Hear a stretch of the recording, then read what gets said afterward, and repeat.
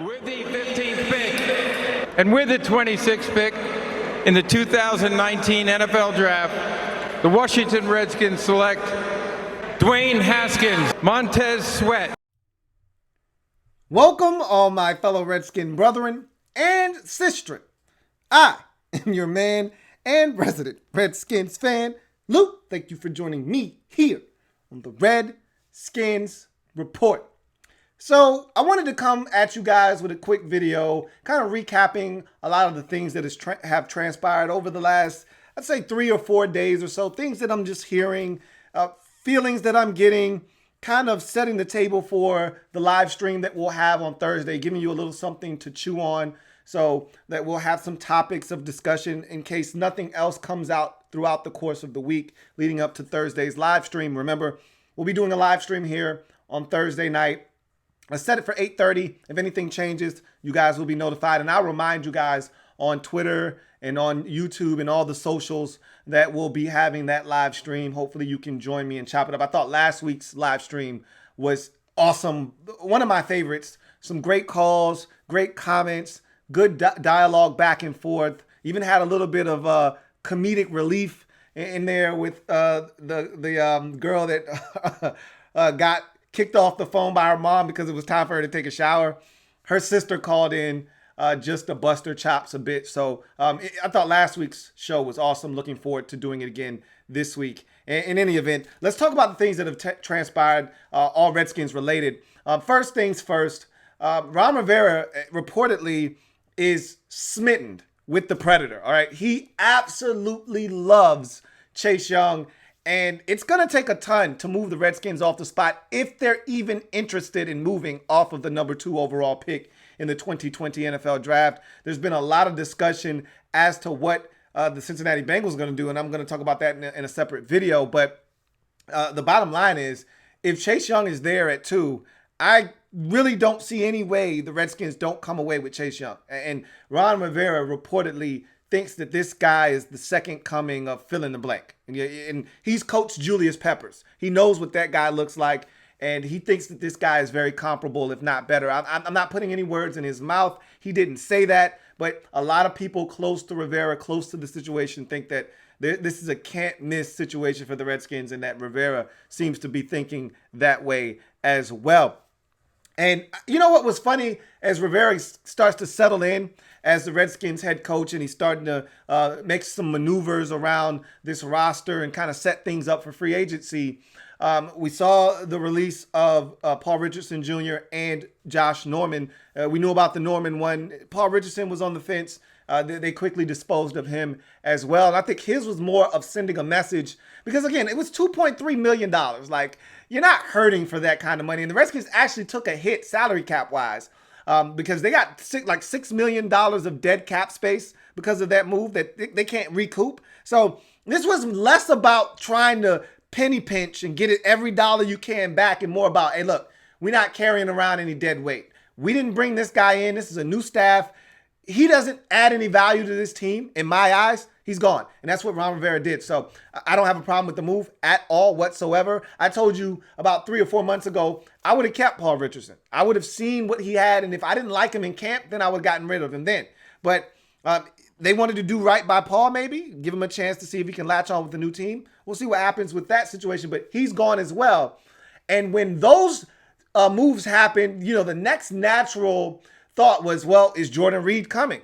And speaking of Jordan Reed, reportedly, he's still in concussion protocol. Remember, this is a concussion sustained back in August of 2019, and he's still in concussion protocol. It's got to be a foregone conclusion that this guy isn't playing football again, specifically not for the Redskins. He may play somewhere else. Someone else may give him a shot if he ultimately decides he wants to continue to play. But I'd hope that he realizes that there are things much bigger than the game of football. You've made a handsome amount of money. Hopefully you haven't squandered that, and you've got enough to live off of. Hopefully make more of it and just go on with your life. But Jordan Reed is not coming back to the Washington Redskins, folks. Ron Rivera said he is still in the concussion protocol. All right, still. We're talking a full 6 months after he sustained that concussion, still in concussion protocol. That should tell you all you need to know. But when all of these releases were happening and Jordan Reed's name came up, you know what another name that really surprised me for a lot of Redskins fans? Because when we were talking about the trading aspect of the trade deadline and who should go, who should stay, and I brought up Ryan Kerrigan, and several other Redskins viewers and fans brought up Ryan Kerrigan's name. There was a lot of pushback, man. A lot of Redskins fans came out of the woodworks. No, he's a core Redskin. Ryan Kerrigan's the best. We can't get rid of him. He should retire a Redskin. And so I just figured that there were, and there probably are way more Ryan Kerrigan fans than there are people that want to see him go. But I can tell you this much. That's the name that popped up after Jordan Reed's name. Ryan Kerrigan's name was the name that popped up the most in the comment section among Redskins fans, saying, hey, time to get rid of Ryan Kerrigan too. And I'm just here to tell you that's not happening. Remember, we had my man Syndigo, a big-time Carolina Panthers fan, on the program when Ron Rivera was first hired, and he was kind of giving us the lowdown on Ron Rivera. And Syndigo said, look, Ron Rivera is loyal to his veterans to a fault at times, all right? It could be problematic at times. He's so loyal to veterans that have earned their keep in this league. We've seen it done with him in Carolina, and I'm hearing that he loves Ryan Kerrigan, loves his work ethic, loves what he provides as a leader in the locker room, loves Ryan Kerrigan's production on the field, loves the fact that he's usually available. Last year was the first time Ryan Kerrigan wasn't available in his entire NFL career. I'm just here to tell you, Ryan Kerrigan's not going anywhere. Now, I don't know if they're going to re-up Ryan Kerrigan. Remember, he's into the last year of his deal. I don't know if they're going to re-up Ryan Kerrigan. Is he in the last year of his deal? I believe he's in the last year of his deal. Yes. I think they did him and Trent right around the same time, but that's not here nor there. I don't know what they're going to do with that situation in terms of an extension, but I can tell you this much. He's not going to be cut. All right. So for those of you out there wanting Ryan Kerrigan to be released, traded, any of that stuff, don't count on that happening. All right. So just wanted to throw that out there as well. Ron Rivera reportedly loves Kerrigan, and they have a plan for him. And that may be third down situational pass rusher, first and second down guy to help stop the run. I don't know what they view Kerrigan as if they get Chase Young and have Montez Sweat, but they have a plan for Ryan Kerrigan. We'll see what that plan is. As we start looking towards free agency, the Redskins missed out on Greg Olsen. Greg-O! And I know some of you are ecstatic about that because you didn't want him in the first place, which is fine. All right. I, however, came around. Remember, initially I was like, nah, I'm good on Greg. And then I came around and I was like, hey, I did a full 180. Like, hey, I'd love some Greg-O here in D.C. And he was actually considering the Redskins, was in negotiations with 3 teams, Redskins, Bills, and Seahawks.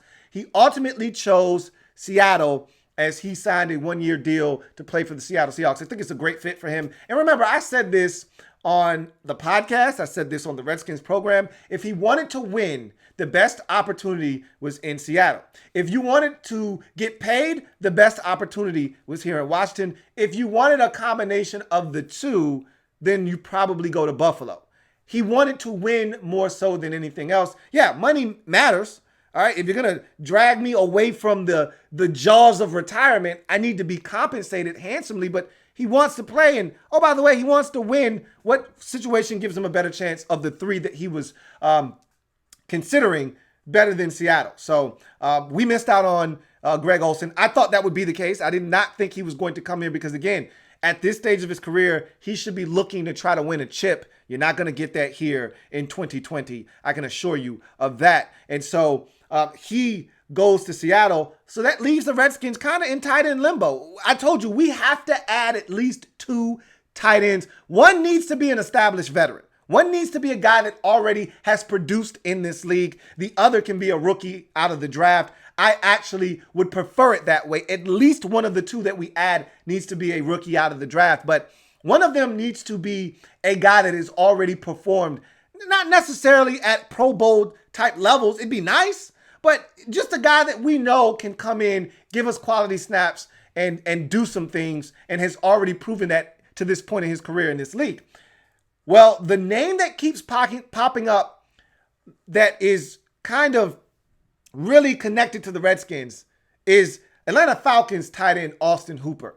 And I keep hearing his name more and more. There are reports that Ron Rivera was shredded by this guy 2 times a year for the last 2 or 3 years in Carolina, with Hooper being obviously in the division in Atlanta. Saw him up close and personal, knows what this guy's about. And Ron Rivera would love to add him to the mix here in Washington. That's the report coming out of Redskins Park. Now, here's the thing. You can get all excited about Austin Hooper all you like, and I know some of you aren't really big on Austin Hooper, and that's fine. There are other tight ends available in free agency, but that's the guy that continues to come up when you hear Redskins and you hear tight end and you hear free agency. That's the name that keeps popping up first, and for good reason. Again, I just gave you the correlation as to why people keep trying to connect those dots. However, the Falcons can put all of that to rest. When the opportunity to slap the franchise tag on a guy that you haven't reached a long-term deal with arises, which is going to be here in the next week or so, when that opportunity provides and presents itself,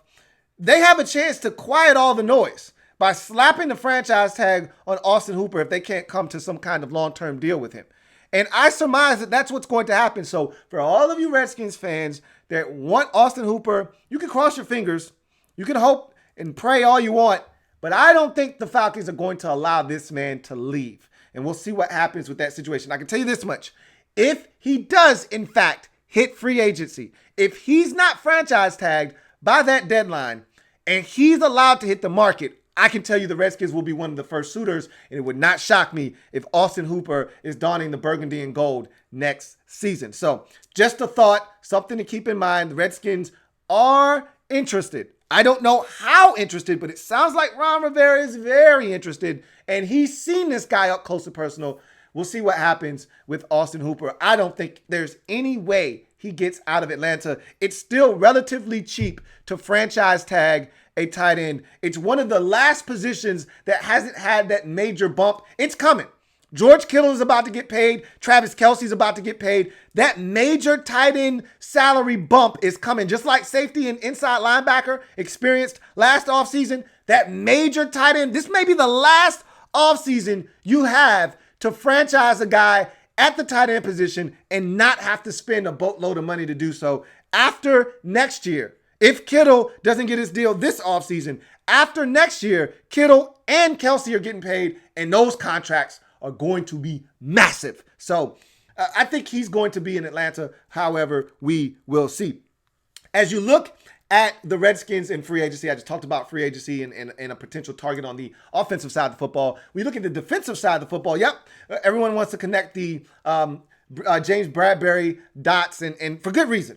As I just mentioned, how Austin Hooper killed Ron Rivera in Carolina 2 times a year with the Falcons. James Bradbury was actually drafted in Carolina under the watchful eye of Ron Rivera, who saw this guy blossom into a confident NFL starting corner over the life of his career. Now he's available on the free agent market. We'll see what happens with James Bradbury. He ultimately wants to go back to Carolina, but if the money's right in Washington and Panthers don't step up to the plate, he could end up here in Washington. However, there's also been a rumor that Bashad Breeland, look, the guys that were here when he was here that he didn't like aren't here anymore. He's reportedly interested. And look, I think Bashad really is at the point now where he's just like, I remember a quote from him after they won the Super Bowl where he said, I just want to be paid what I feel like I deserve. He hasn't had that massive contract yet. If you remember, he was going to get the 3-year deal from Carolina. That wasn't a massive deal, but it was going to be the first time he had made real money in this league at 3 years, $27 million at 9 per. He went to Green Bay on a 1-year deal. He went to the Chiefs on a 1-year deal. Now he's looking to cash in. Had a really strong campaign, was a huge part of that defensive resurgence in Kansas City that helped them win the chip. Now he's looking to parlay that into some major bucks. You're talking double digits per annual salary for Bashad Breeland. And honestly, I don't think he cares where he gets it from. He's gotten the Super Bowl out of the way. Now it's time to get paid. And if the Redskins step up to the plate, he may not be adverse to coming back where it all started. We'll see about that. But I wanted to talk more about Chris Harris Jr., a guy that I told you on my list of corners, he's number 1. On my list of guys defensively, I want Anthony Harris. I wouldn't mind adding 2 Harrises, however. Anthony Harris, the safety out of Minnesota. I think the Vikings are going to make a hard charge at keeping him. But if If you ask me about the cornerback position, I want Chris Harris Jr. Yep, he's a veteran. He's a little up there in age. I think he's 30, 31, somewhere in there. The guy is still playing at a high level. And he said, look, I want to get paid, obviously, but he's made money in his career. He's like, I already won a Super Bowl. But he wants to win another one. He says, I want to go somewhere, however, where the defensive coordinator knows how to get the most out of his talent, knows how to coach and scheme it up, and is able to get the most out of what I'm able to do. And who better to do that than the guy that helped him get to his first Pro Bowl ever in his career, Jack Del Rio. So when you start connecting the dots, I'm hearing Chris Harris Jr. say, look, I think my time in Denver is up. I want to go somewhere where they've got a strong defensive coordinator, one that understands the game and understands what I do best and how to put me in positions to do that. And then I look at Jack Del Rio and I'm saying, hey, Jack, this is the guy that helped you start it all off. And he's probably looking and saying, yeah, I see Jack. That's my guy. And I'm thinking to myself, we need a nickel. He's the best in the game. He can also kick outside and play on first and second downs, boundary corner. I'm just saying the Redskins have options. They're going to have plenty of money to spend in free agency. I'd like to add 3 guys, really. Take care of your own. You know that's my sentiment and has been all along is take care of your guys first. But I wouldn't mind adding an Anthony Harris. I wouldn't mind adding a Chris Harris Jr. I wouldn't mind adding a tight end. And I don't really know who it's going to be. I don't think it's going to be Austin Hooper. It could be Hunter Henry. It may not be Hunter Henry. It could be anybody. I just know that a guy that I want to add in free agency at the cornerback position, a lot of people have been talking about Bashad Breeland, a.k.a. Vitamin B, and I'd love to welcome him back home. A lot of people have been talking about James Bradbury, the silent assassin. I, however, am like, hey, man, let me get Chris Harris Jr., all right? If Dunny's back, if Fab Moreau is anywhere near as good as he was down the stretch, you add Chris Harris Jr. in the nickel, we could have something at the cornerback position. I'm not saying, and we may draft a guy too. You never know. I'm just saying that's how I feel right now. And Chris Harris Jr. sounds like he's very interested in reuniting with a guy like Jack Del Rio. Reunited and it feels so good. Maybe it's here. Maybe it's not. We will see. So that's Redskins news and notes. If I forgot anything, leave it down in the comment section. If you want to talk about anything that I just said, got a comment on anything I just said, maybe I missed something, leave it down in the comment section. I'd love to hear from you guys. And last but not least, I can't remember the name, but I was reading the comments of the last live stream we did, and someone left a comment pretty much saying, hey, next time you do a video, comment on this. What do you think about Bradley Roby, free agent corner out of Houston? And I'm like, cool, I can do that. So here it is. Bradley Roby, for the Redskins, that is. What do you think about Bradley Roby here in Washington? Bradley Roby is still relatively young. He's going to be going into his 3rd contract, but he came off his rookie deal with Denver, left there for a 1-year deal with Houston. I thought he was solid in Houston. Didn't really move the needle for me. He's a veteran that's available. You may not have to break the bank to get his services here. He's a solid corner. I don't have any problems with Bradley Roby. If the Redskins were to sign him, I wouldn't be upset about the move. But there are other guys that are better than him on the market. And frankly, if the Redskins are going to go into the corner market, which I think is somewhat of a deep pool, you should be able to come out with a catch a little bit better than a Bradley Roby. But again, if the Redskins decided to take the Bruce Allen route and go with the cheaper, much more economically sound option, which is Bradley Roby, I wouldn't be opposed to that. I wouldn't be. I wouldn't have that big of a problem. You can do a lot worse than Bradley Roby. That is for sure. He's not trash. I can tell you that. He can play ball. I just think there are other guys in free agency with maybe a little bit more upside that I'm a little bit more excited about what they can add to a roster that I think has some pieces here and there that really might be able to do some things if everything starts to click. So that's going to do it for me, your man, Louie T. Remember, I am a Redskins fan, etched in burgundy and gold. My Redskins spirit will never die. Redskins spirit will never fold. Until we meet again, hail to our beloved Washington Redskins. Looking forward to chopping it up with you guys on Thursday. Remember, Thursday night, 8:30 p. We're going to be live doing another Redskins stream. Hopefully you can join us. Phone lines will be open. Super chats will be open as well. Comment section, all of that good stuff. Looking forward to doing it again with you guys. Until then, make sure you like this video. Subscribe to the Louie T Network if you haven't already done so. Check out the newest edition of the Louie T Network podcast that is up and available. Had a lot of discussion about free agency on that particular pod. So check it out. Until next time, you guys take care. Have a good one. Louie T Network.